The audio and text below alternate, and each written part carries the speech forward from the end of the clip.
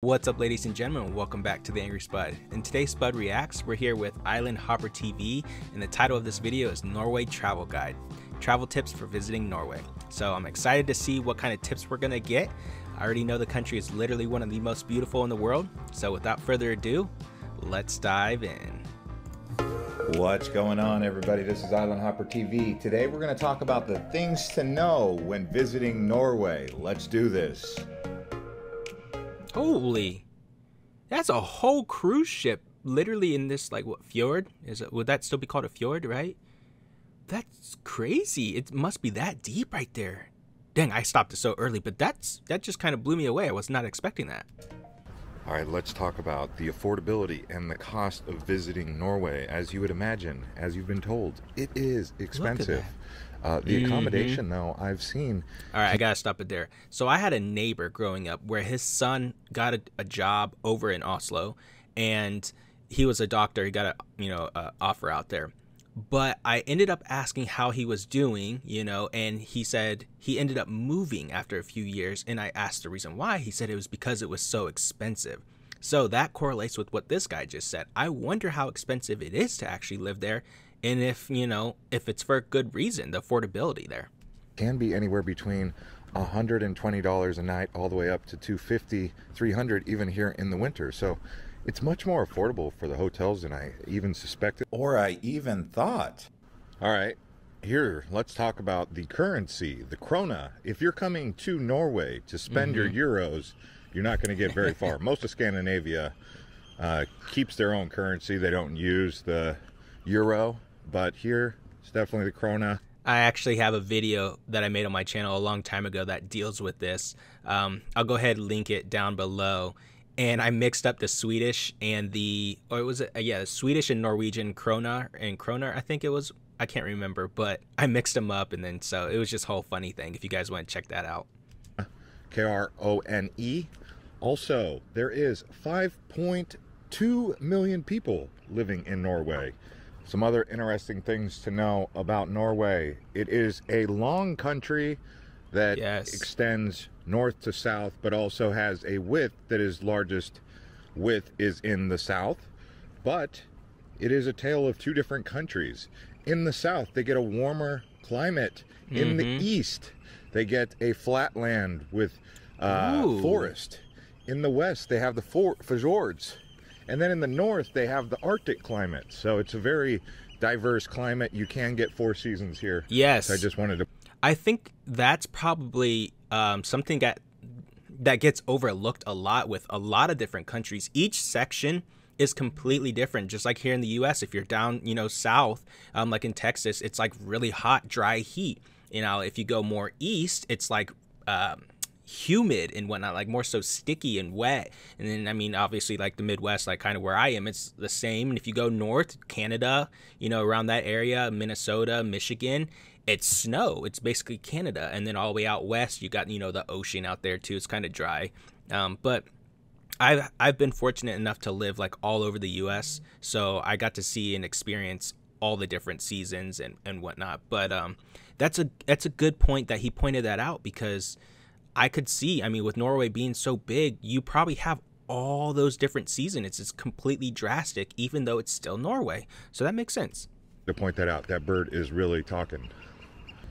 Next up, let's talk about the nature. Some of the things that people come here for are the polar bears or the northern lights. Let's talk about those, or even the fjords.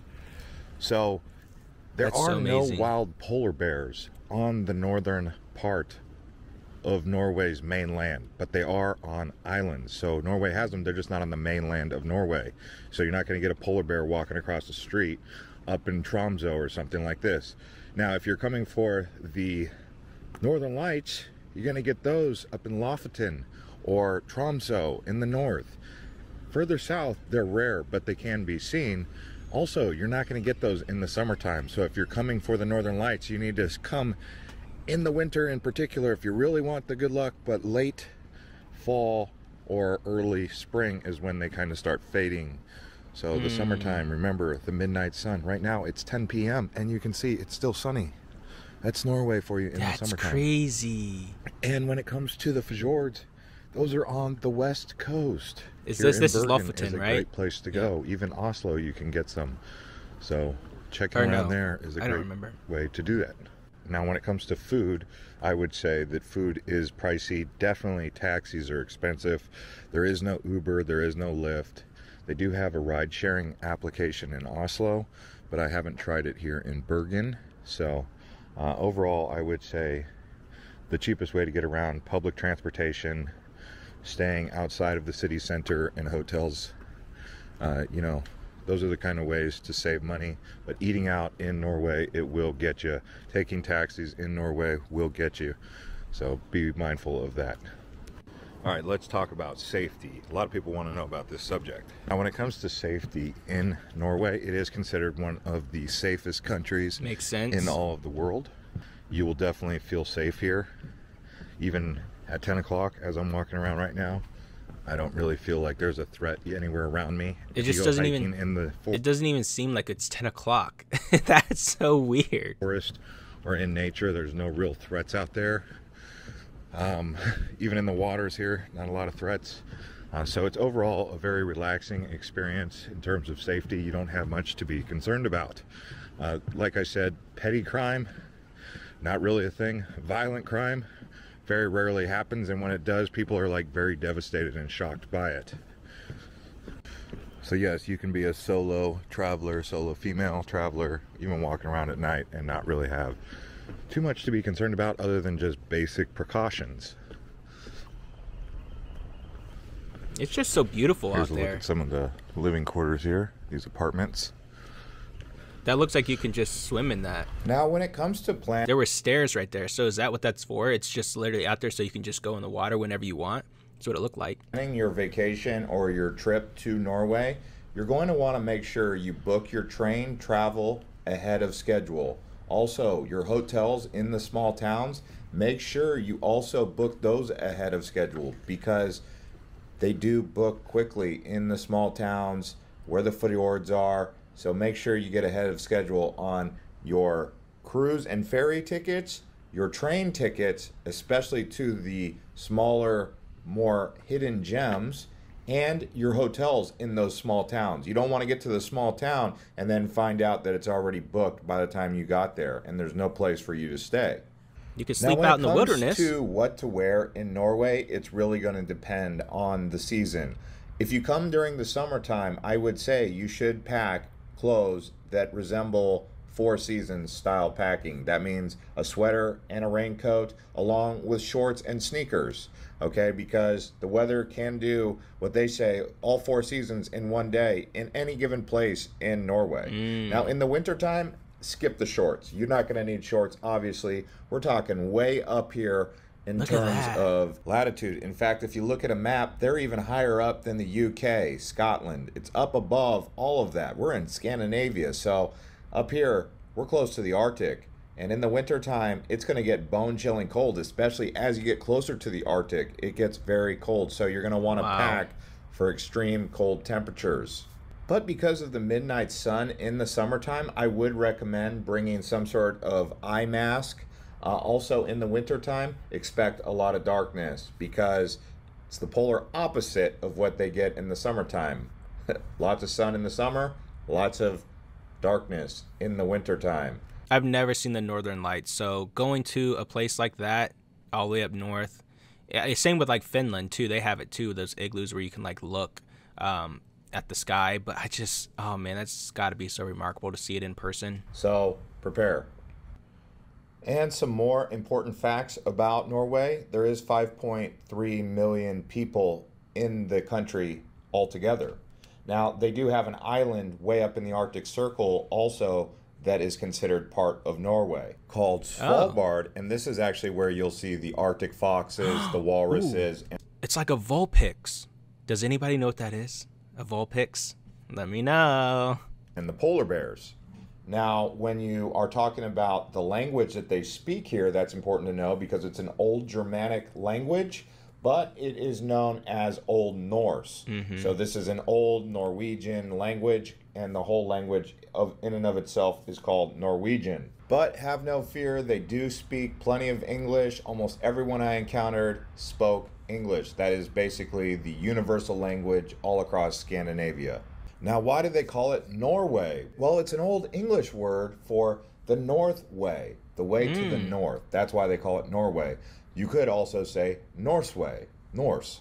Norse is north. So I'm gonna start saying, I should say that. I'm going to Norse way. Norseman is a northern man. Makes sense, right? They're way up here in the north, near the Arctic Circle. And when it does come to food, expect lots of fish to be available. Yes. Because they have the North Sea, the Norwegian Sea, and they also are close to the Baltic. So plenty of different fish varieties for your palate. Also, they do eat reindeer up here. I had a reindeer. That's a thing? I mean, I know I've had deer, you know, before, but like specifically a reindeer, I'm not trying to eat Rudolph. Sausage. They also love bread and dough products. I noticed that everywhere I went in the morning, there was plenty of croissants, lots of pizza at every 7-Eleven or any corner store. So people live off of dough up here quite frequently, as well as fish. I did not know that. And with that being said, they do say that Norwegian salmon is among the best in the world.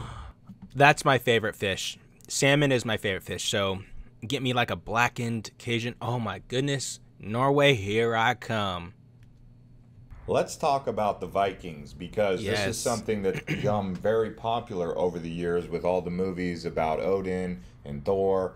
Let's talk about this. So Scandinavia in and of itself is where the Vikings are said to have come from. This was before 1000 AD. Now, the place they lived was mostly Sweden, Norway. They made it all the way to Iceland and Greenland, where they set up new settlements. Some have even said that they discovered Newfoundland and called it Vinland. This was the explorers Leifur Eriksson and his father Eric the Red, who were responsible for the Norsemen going in that direction towards the west, and some areas around Denmark. But they also went into Scotland. Now, with that being said, you would almost think that Norway appears to be the epicenter of where the Vikings were located. And you could probably say that is true. But it seems like between Sweden and Norway, most of the Vikings came from there, and they do have museums that go all the way back in time to the Viking era. I must say, too, about that. So since we're Norwegian, and I named my son Björn, we have the O with the slash through it. Now, if it was more Swedish, you would have the umlaut. So that's when you see the O with the 2 dots on the top. So that's why we went more so that way. And yes, more so it was from the Vikings. And just because I've loved that name, Björn, to begin with, and it means bear. So, which is the perfect name for our son, because he's always growling at us. Every time he would wake up in the morning, he would just start growling. So it was perfect. Overall, I would say that Norway is definitely a place that you want to visit. If you can, try to do a cruise. That seems like the best way to see Norway. But if you're not going to go on a cruise ship because that's not your thing, you would probably start in Oslo, and I would spend 48 hours in Oslo. It's a nice place. Then I would take a plane to Bergen. I would spend 24 to 48 hours there. And then I would go north, and I would probably spend a couple days exploring around the fjords up in the north, around the Arctic Circle, especially Lofoten, Tromsø, that whole area right there. And with all that being said, thanks everyone for watching this episode of Island Hopper TV about things to know when visiting Norway. This video was actually really informative, especially I liked when he talked about, you know, the difference between the Vikings, like Norway and Sweden. I like that. He hit all the different points. I feel like he talked about, you know, the costs, which places you should visit, the food, what you should eat. That's actually very informative. So I love this travel guide. I can't wait to see more about Norway and some more videos that, you know, Island Hopper TV has. So thanks for watching this video, and I'll see you in the next reaction.